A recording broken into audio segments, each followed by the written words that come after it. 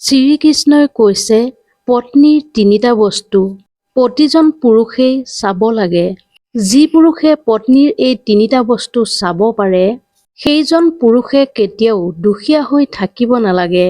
সেইখন ঘৰত সদায় মা লক্ষ্মীয়ে বাস কৰে আৰু মা লক্ষ্মীৰ কৃপা দৃষ্টি তেওঁৰ ওপৰতেই সদায় থাকে। প্ৰিয় দৰ্শক, আজি আপোনাক ক'ম যে পত্নীৰ কোন তিনিটা বস্তু প্ৰতিজন পুৰুষেই চাব লাগে বা চোৱা উচিত। পত্নীৰ কোন তিনিটা বস্তু এজন পুৰুষে চাবই লাগে, সেয়া আপোনাক এটা কাহিনীৰ মাধ্যমেৰে আমি ক'ব খুজিছো। আপুনি কেৱল মন দি এই কথাখিনি শুনি যাব। এবাৰ এখন গাঁৱত এজন লোক আছিল। মানুহজনে পত্নীৰ পৰা বহুত বেছি সমস্যাত পৰিছিল। পত্নীয়ে মানুহজনৰ সৈতে বহুত বেছি কাজিয়াও কৰিছিল। মানুহজনৰ ঘৰৰ অৱস্থা একেবাৰে ঠিক নাছিল। মানুহজনৰ ঘৰৰ অৱস্থা একেবাৰে লাওলোৱা হৈ গ'ল। ঘৰখনত এমুঠি অন্ন নোহোৱা হ'ল। না খাবলৈ পানী আছে, না পিন্ধিবলৈ কাপোৰ আছে। এনেকুৱা পৰ্যায় হ'ল ঘৰখনত। প্ৰতিদিনে হ'বলৈ ধৰা এই হাই কাজিয়াত মানুহজন পত্নীৰ পৰা সমস্যাত পৰিবলৈ ধৰিলে। এদিন কি হ'ল, মানুহজনে ঘৰৰ পৰা বনলৈ বুলি ওলাই গ'ল। বনলৈ গৈ থাকোতে মানুহজনে এজন সাধুক লগ পালে। সাধুজনৰ কাষতেই মানুহজন বহিল আৰু কান্দিবলৈ ধৰিলে। মানুহজনে কন্দা দেখি সাধুজনে সুধিলে, কিয় কান্দিছা তুমি? তোমাৰ কি হৈছে? তেতিয়া মানুহজনে ক'লে, মোৰ ঘৰত পত্নী আৰু দুটি কণমানি সন্তান আছে। পত্নীয়ে মোৰ কোনো কথাই নুশুনে। কথাই কথাই তেওঁ মোৰ সৈতে কেৱল কাজিয়া কৰে। মোৰ এটা সৰু ব্যৱসায় আছিল। এই সংঘাত, এই কাজিয়াৰ বাবেই সেই ব্যৱসায়টো এতিয়া বন্ধ হৈ গ'ল। এতিয়া এমুঠি অন্নৰ বাবে আমি হাহাকাৰ কৰিব লাগে। খাবলৈ পানী এটুপিও নাপাওঁ আমি। পিন্ধিবলৈ আমাৰ বস্ত্ৰও নাই। কাজিয়া নকৰিবলৈ পত্নীক মই বহু বুজালো, কিন্তু তেওঁ মোৰ কথা একেবাৰে নুশুনে। সেইবাবে মই বৰ দুখত আছো। মই বহুত বেছি সমস্যাত পৰিছো আৰু ঘৰ এৰি আপোনাৰ চৰণলৈ আহিছো। আপুনি মোক এটা উপায় দিয়ক। সাধুজনে ক'লে, নাকান্দিবা তুমি। আজি মই তোমাক এনেকুৱা তিনিটা বস্তুৰ কথা ক'ম, যি পত্নীৰ এই তিনিটা বস্তু দেখে বা চায়, সেইজন পুৰুষে কেতিয়াও জীৱনত দুখীয়া নহয়। কেতিয়াও সেই পুৰুষজনৰ ঘৰত হাই কাজিয়া নহয় আৰু বেপাৰ বাণিজ্যত সদায় উন্নতিয়েই হয়। সাধুজনে ক'লে, মই তোমাক যি তিনিটা কথা ক'বলৈ গৈ আছো, এই তিনিটা কথা তুমি মন মগজুত আজি ভৰাই লোৱা। তেতিয়া মানুহজনে এই সাধু মহাৰাজৰ তিনিটা কথা মনোযোগেৰে শুনিবলৈ ধৰিলে আৰু ক'লে, প্ৰভু আপুনি মোক কওক, কি এই তিনিটা বস্তু যি এজন পুৰুষে চাবই লাগে? তেতিয়া সাধু মহাৰাজে এটা কাহিনী আৰম্ভ কৰিলে। এখন নগৰত এজন মহাজন আছিল। মহাজনজনৰ ডাঙৰ ব্যৱসায় আছিল। ঘৰত তেওঁ আৰু তেওঁৰ পত্নী থাকে। মহাজন আৰু তেওঁৰ পত্নীৰ মাজত বহুত বেছি ভালপোৱা আছিল। কেতিয়াও হাই কাজিয়া, সংঘাত আৰু বিদ্বেষ নাছিল। সেইবাবে তেওঁৰ ঘৰত সদায় মা লক্ষ্মীয়ে বাস কৰিছিল আৰু তেওঁৰ ব্যৱসায়টো যথেষ্ট লাভ হৈছিল। দোপতদোপে ব্যৱসায় উন্নতিৰ দিশে আগবাঢ়িছিল। মহাজন আৰু পত্নীৰ মাজত ইমানেই প্ৰেম আছিল, তেওঁলোকৰ মৰম স্নেহ দেখি ওচৰ চুবুৰীয়া জ্বলিছিল। সকলোৱে তেওঁলোকৰ মৰম চেনেহৰ শলাগ লৈছিল। তেওঁলোকৰ মৰম চেনেহৰ কথা ৰজাৰ কাণতো পৰিছিল। ৰজাইও তেওঁলোকৰ মৰম চেনেহৰ শলাগ লৈছিল। ৰজাই ক'লে, আমাৰ ইয়াত এহাল পুৰুষ মহিলা আছে, যাৰ ঘৰত কোনোদিন কাজিয়া হোৱা নাই। তেওঁলোকৰ মাজত ইমানেই মৰম ভালপোৱা আছে, যিখিনি আজিলৈকে মই জীৱনত ক'তোৱে দেখা নাই। এদিন ৰজাই নগৰত ঘোষণাই কৰি দিলে, মোৰ ৰাজ্যত সকলোৱে যাতে চাকি জ্বলাই ৰাখে। ৰজাৰ এই ঘোষণা শুনি ৰাণীয়ে সুধিলে, মহাৰাজ আপুনি সকলোকে কিয় চাকি জ্বলাবলৈ কৈছে? তেতিয়া ৰজাই ক'লে, মহাৰাণী, দীপ হৈছে প্ৰেমৰ প্ৰতীক। যিখন ঘৰত চাকি জ্বলে সেইখন ঘৰত সদায় প্ৰেম বৰ্তি থাকে। সেইবাবে মই বিচাৰিছো মহাজন আৰু তেওঁৰ পত্নীৰ মাজত যি প্ৰেম আছে, সেই প্ৰেম যাতে আমাৰ নগৰৰ প্ৰতিঘৰ মানুহতেই বৰ্তি থাকে। সেইবাবে মই প্ৰতিখন ঘৰতেই চাকি জ্বলোৱাটো বিচাৰিছো। ৰজাৰ সৈনিকে নগৰত ঘোষণা কৰি দিলে, সকলোৰে ঘৰত যেন ৰাতিৰ ৰাতিটো চাকি জ্বলি থাকে। ৰজাৰ কথা শুনি সকলোৱে নিজৰ গৃহত চাকি জ্বলাবলৈ ধৰিলে। কিন্তু মধ্যম ৰাতি সকলোৰে ঘৰৰ চাকিবোৰ নুমাই থাকিল। কিন্তু মহাজনৰ ঘৰৰ চাকিগছ একেবাৰে নুনুমাল, জ্বলিয়েই থাকিল। কিন্তু মহাজনৰ পত্নীয়ে চাকিগছ সদায় জ্বলায়েই থাকে। সেইবাবে মহাজন আৰু তেওঁৰ পত্নীৰ প্ৰেম সদায় অটুট আছে। কিন্তু মহাজনৰ পত্নীয়ে সদায় নিজৰ মন মৰ্জিত চলে। মনটোৱে যি কয় সেইটোকে কৰে মহাজনৰ পত্নীয়ে। কিন্তু এইবোৰক লৈ মহাজনৰ কোনো সমস্যাই হোৱা নাই, কাৰণ মহাজনজনে সকলো কথা খুব ভালকৈ বুজি পায়। তেওঁ ভালকৈ জানে, যদি তেওঁৰ পত্নীৰ কাৰ্যত বাধা দিয়ে বা প্ৰশ্ন কৰে, তেন্তে ঘৰখনত মিছাতেই অশান্তিৰ সৃষ্টি হ'ব, কাজিয়াৰ সূত্ৰপাত হ'ব। সেইবাবে মহাজনৰ পত্নীৰ বহু কাম দেখিও নেদেখাৰ দৰে আছিল, অৰ্থাৎ সেইবোৰৰ প্ৰতি মহাজনে ইমান চকু নিদিছিল। ইয়াৰ বেলেগ কোনোৱে কাৰণ নাছিল। পতি পত্নীৰ মাজত যাতে প্ৰেম ভাৱ, মৰম স্নেহ অটুট থাকে, তাৰ বাবেই তেনেকুৱা কৰিছিল মহাজনে। এদিন কি হ'ল, ৰজা আৰু ৰাণীয়ে নিজৰ মহলৰ ওপৰত নগৰৰ দৃশ্য চাই আছিল।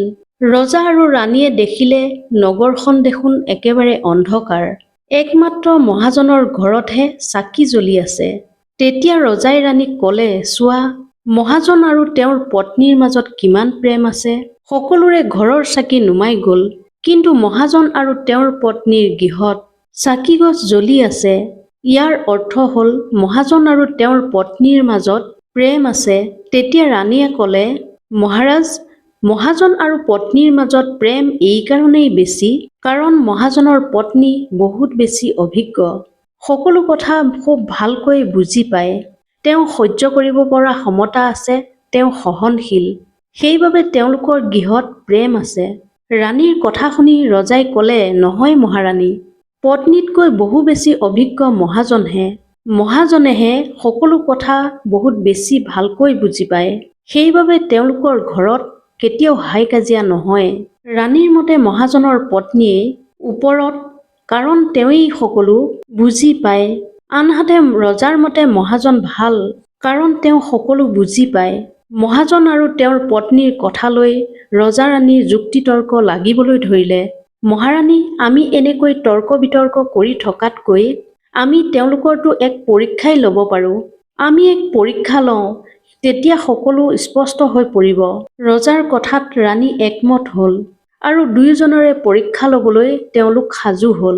ৰজা নিজৰ মহললৈ গ'ল আৰু দাসীক মাতি আনিলে আৰু ক'লে, তুমি এতিয়াই মহাজনৰ কাষলৈ যোৱা আৰু তোমাক মই যি যি প্ৰশ্ন শিকাই দিছো, তুমি মহাজনক এই প্ৰশ্নকেইটা কৰা।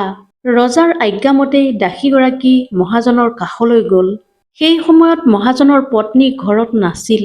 ঘৰুৱা বস্তু কিনিবলৈ পত্নীগৰাকী বজাৰলৈ গৈছে। দাসীগৰাকীয়ে গৈ মহাজনক ক'লে, মই ৰাজমহলৰ পৰা আহিছোঁ, ৰজাই মোক আপোনাৰ ওচৰলৈ পঠিয়াই দিছে। তেতিয়া মহাজনে ক'লে, কোৱা, মই তোমাৰ কি সেৱা কৰিব পাৰোঁ? তুমি বহা, মই তোমাৰ বাবে পানী লৈ আহোঁ। তেতিয়া দাসীগৰাকীয়ে ক'লে, হ'ব মহাজন বাবু, মই ৰজাৰ দাসীহে, মই আপোনাৰ ওচৰলৈ ৰজাৰ সংবাদ লৈ আহিছোঁ। তেতিয়া মহাজনে ক'লে, ঠিক আছে, কোৱা বাৰু তেন্তে, ৰজাই মোৰ বাবে কি বাৰ্তা প্ৰেৰণ কৰিছে? তেতিয়া দাসীগৰাকীয়ে ক'লে, ৰজাই কৈছে, যদি আপুনি আপোনাৰ পত্নীক ত্যাগ কৰে, তেন্তে ৰজাই আপোনাক বহুত বেছি হীৰা, মূল্যৱান ৰত্ন দিব, লগতে ৰাজমহলত এটা সুন্দৰ চাকৰিও দিব। কিন্তু মহাজনে সেই প্ৰস্তাৱ অগ্ৰাহ্য কৰিলে। ৰাণীয়ে তথাপিও মানি নলয়। ৰাণীৰ মতে মহাজনৰ পত্নীৰ ওপৰত তেওঁৱেই সকলো বুজি পায়। ৰাণীয়ে ক'লে, মহাৰাজ, আপুনিয়ে যেতিয়া মহাজনৰ পৰীক্ষা ল'লেই, ময়ো তেওঁৰ পত্নীৰ এক পৰীক্ষা ল'ম, তেতিয়াতো সকলো স্পষ্ট হৈ পৰিব। ৰজাই ক'লে, ঠিক আছে তেন্তে তুমিও এক পৰীক্ষা লৈ লোৱা। তেতিয়া ৰাণীয়ে এজন দাসক মাতি আনিলে আৰু ক'লে, তোমাক মই যি যি সুধিবলৈ কৈছোঁ, এতিয়াই গৈ তুমি মহাজনৰ পত্নীক সেয়া সুধি অহা। সেই সময়ত কামৰ বাবে মহাজন ঘৰত নাছিল। সুযোগ বুজি দাসজনে মহাজনৰ পত্নীক ক'লে, মই ৰাজমহলৰ পৰা আহিছোঁ, মহাৰাণীয়ে মোক আপোনাৰ ওচৰলৈ পঠিয়াইছে। তেতিয়া মহাজনৰ পত্নীয়ে ক'লে, কোৱা, মহাৰাণীয়েনো মোৰ ওচৰলৈ কিয় পঠিয়াই দিছে? তেতিয়া দাসজনে ক'লে, আপুনি আপোনাৰ স্বামীক ত্যাগ কৰে তেন্তে মহাৰাণীয়ে বহুত বেছি গহনা আৰু হীৰা দিব আপোনাক, আৰু যদি আপুনি আপোনাৰ স্বামীক হত্যা কৰে, মাৰি পেলায়, তেতিয়া তেওঁ এই ৰাজ্যৰ আধা অংশ আপোনাক দি দিব। দাসজনৰ কথা শুনি পোনছাটেই মহাজনৰ পত্নী মান্তি হ'ল। তেওঁ যদি মোৰ স্বামীক মাৰি পেলালেই ৰাজ্যৰ আধা অংশ দি দিয়ে, তেন্তে মই সেইখিনিৰ কাৰণে সাজু আছো। তেতিয়া দাসজনে ক'লে, মই কেনেকৈ জানিম আপুনি যে মহাজনক মাৰি পেলালে? তেতিয়া মহাজনৰ পত্নীয়ে ক'লে, মোৰ ঘৰত যে এই চাকিগছ জ্বলি আছে দেখিছানে? যেতিয়া মই মোৰ স্বামীক মাৰি পেলাম, তেতিয়াই এই চাকিগছ মই নুমুৱাই দিম আৰু আঁতৰাই দিম, তুমি তেতিয়াই গম পাবা। এই কথা শুনি দাসজন ৰাজমহললৈ উভতি আহিল আৰু ৰজা ৰাণী সকলোকে কথাবোৰ বিৱৰি ক'লে। মহাজনৰ পত্নীৰ কথা শুনি ৰাণী বৰ আচৰিত হ'ল আৰু ঘৃণাত নাৰীৰ প্ৰতি নাক কোচ খাই গ'ল মহাৰাণীৰ। নাৰী এনেকুৱাও থাকিব পাৰেনে? ৰজাই সকলো দাস-দাসী সৈন্য সামন্তক মাতি আনি ক'লে, মই কেতিয়াও নিবিচাৰো মহাজনৰ প্ৰাণ যাওক মিছাতে। তোমালোক সকলো মহাজনৰ ঘৰলৈ যোৱা আৰু মহাজনক সকলো কথা বিৱৰি কৈ তেওঁক বচোৱাগৈ। দাস-দাসী মহাজনৰ ঘৰলৈ গ'ল। তেওঁলোকে ভাবিলে মহাজনকতো ঘৈণীয়েকে মাৰিবই, মাৰি চাগে চাকিগছো নুমুৱাই পেলাব। তাৰ পূৰ্বে আমি মহাজনৰ ঘৰত আক্ৰমণ আৰম্ভ কৰি দিওঁ। কিন্তু সেয়া কৰাৰ পূৰ্বেই তেওঁলোকে দেখিলে অলৰেডি মহাজন মৰিয়েই আছে। ৰজাৰ দাসে ক'লে, তোমাকতো মহাজনক ৰাতিহে মাৰিবলৈ কৈছিলো। তেতিয়া মহাজনৰ পত্নীয়ে ক'লে, মই মোৰ স্বামীক দিনতেই বিষ দি মাৰি পেলালো, এতিয়া কেৱল চাকিগছ নুমুৱাবলৈহে বাকী আছে। এই কথা শুনি ৰজাৰ দাস-দাসী পলাল। দৌৰি গৈ তেওঁলোকে ৰজাক সকলো কথা বিৱৰি ক'লে। ৰজা খঙত ক'ব নোৱাৰা হৈ পৰিল। নাৰীৰ প্ৰতি ৰজাৰ ঘৃণা উপজিবলৈ ধৰিলে।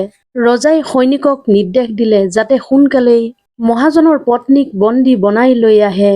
তেতিয়া ৰজাৰ সৈনিকে মহাজনৰ পত্নীক বন্দী বনাই ৰজাৰ ৰাজসভালৈ লৈ আহিল। ৰজাই তেতিয়া মহাজনৰ পত্নীক কাৰাগাৰলৈ নিক্ষেপ কৰিলে।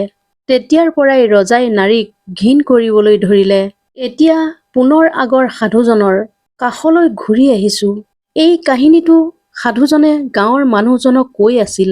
সাধুজনে মানুহজনক ক'লে, এতিয়া তুমি বুজি পালানে নাৰীৰ কোন তিনিটা বস্তু পুৰুষে চাবই লাগে? মানুহজনে ক'লে, নাই মহাৰাজ, মই এতিয়াও একো বুজি পোৱা নাই। নাৰীৰ কোন তিনিটা বস্তু যিকেইটা প্ৰতিজন পুৰুষেই চাবই লাগে? তেতিয়া সাধুজনে ক'লে, প্ৰতিজন পুৰুষেই পত্নীৰ প্ৰথম এইটো বস্তু চাব লাগে, পত্নীগৰাকী কলৈ আহিছে আৰু কলৈ গৈছে। যি এইখিনি চাই সেইখন ঘৰতেই কাজিয়া নহয়। দ্বিতীয়তে, পত্নী বা নাৰীগৰাকীৰ মনত কি চলি আছে সেয়া চাব লাগে। তেওঁৰ স্বামীৰ প্ৰতি সন্মান আছেনে নাই, স্বামীৰ কথা শুনেনে নাই। যিগৰাকী নাৰীয়ে স্বামীৰ কথা নুশুনে বা সন্মান নকৰে, সেই নাৰীয়ে স্বামীৰ লগত যিকোনো কৰিব পাৰে, যেনেকৈ মহাজনৰ পত্নীয়ে মহাজনৰ লগত কৰিলে। সেইবাবে প্ৰতিজন পুৰুষে পত্নীৰ এই বস্তু চাই লোৱাটো খুবেই দৰকাৰ। ৩ নম্বৰ, প্ৰতিজন পুৰুষেই পত্নীৰ চাল-চলনত চকু দিব লাগে। যি পুৰুষে পত্নীৰ চাল-চলন চাই সেইখিনিত ভুল নগৈ নিয়ন্ত্ৰণত ৰাখি চলে, সেইখন ঘৰতে সুখ-শান্তি অটুট থাকে। যিখন ঘৰত স্বামীৰ কথা পত্নীয়ে নুশুনেই, নিজৰ মতে চলা আৰম্ভ কৰে, সেইখন ঘৰতেই ঘোৰ অশান্তিৰ সৃষ্টি হয়। এই তিনিটা কথা সাধু মহাৰাজে মানুহজনক বুজাই ক'লে আৰু মানুহজনেও এই তিনিটা কথা মূৰত সুমুৱাই ল'লে আৰু সাধুজনক প্ৰণাম জনাই সেৱা জনাই ঘৰলৈ উভতি গ'ল। এই কাহিনীটোৰ পৰা আপুনিও নিশ্চয় অলপ হ'লেও জ্ঞান আহৰণ কৰিব পাৰিলে। যদি ভিডিঅ'টো আপোনালোকৰ ভাল লাগিল তেনেহ'লে চেনেলটো ছাবস্ক্ৰাইব কৰিবলৈ নাপাহৰিব। ধন্যবাদ।